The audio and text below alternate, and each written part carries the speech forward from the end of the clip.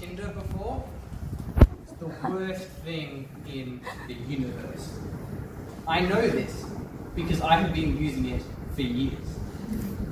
All of those dating apps are terrible. Now sure, sometimes they work for some people. Some get lucky and meet a partner on them.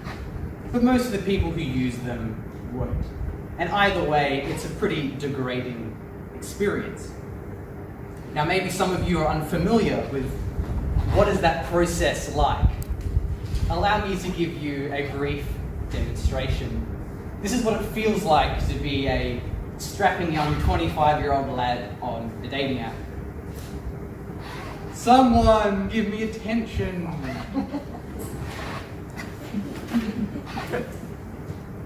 No one gave me attention. So that's no good, because attention's a nice thing to have. And maybe you'll hear back from someone with some boring response, and you don't really want to message them back, but you do it anyway, because you want that validation of, ooh, someone's messaging me, yay. So as you can tell, I'm a little burnt out from the online dating experience. It's very passive, sitting around hoping that someone interesting will log on, hoping that Charlene will message me back. So instead, I've been putting in a lot more effort to meeting women in person, taking up meetup events, going to different hobbies and activities. I even went speed dating lately. And there's something very different about meeting people in person, because it requires you to be vulnerable. It requires you to take a chance. So when you do make a connection to someone, it feels amazing. Because here's the thing to bear in mind. This is what it feels like for most single men most of the time. They see a lady that they find attractive and they're like, ooh, she looks nice. Looks nice. And they don't say anything, they check them out. So why am I here ranting rather embarrassing things about my dating life? Hopefully there's a good reason for it. There is. Dating is always a great analogy for discussing things. And there's an analogy today that I want to talk about, because there's two ways that you can live your life. The dichotomy for your being. The first way is you can live passively and reactively.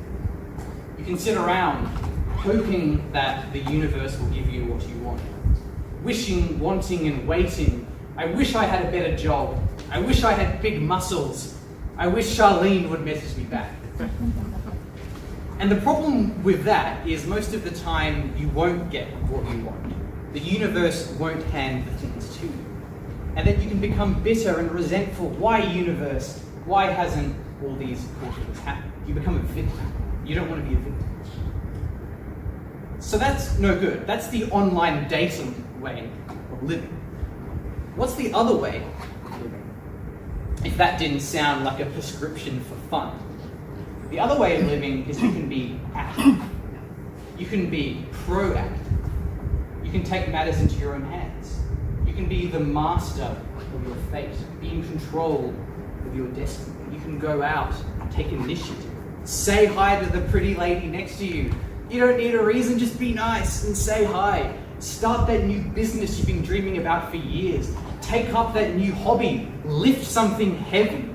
You can create something from nothing. You can transform potential into reality. You can extract order from chaos, and you should. So how do we do that? What's a take-home message right now that you can go home and change things for the better and take a chance? I would recommend using a website called Meetup. It's a whole list of publicly hosted events.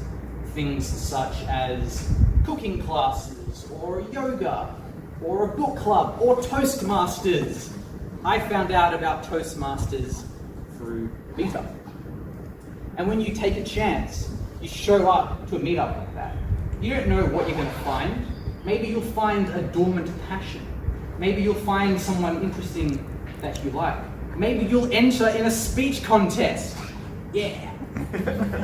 It's worth taking a chance. So how do you want to live? Who do you want to be? What are you aiming for? no matter what it is, the answer to that is the same. You can't swipe right forever. Believe me, I've tried. There's no app for achieving all of your goals and being happy. There's only one way to do that, and that's to do that.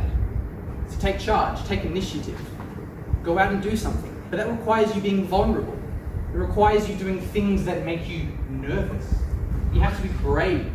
You have to persevere and push through those doubts, the nagging insecurities, the voice in your head telling you that you shouldn't and that it'll be weird to say hi to the pretty lady next to you. You need to muster the gallantry inside of you. You need to take a chance. The sky is the limit. The world is your oyster. So get out there and make it happen.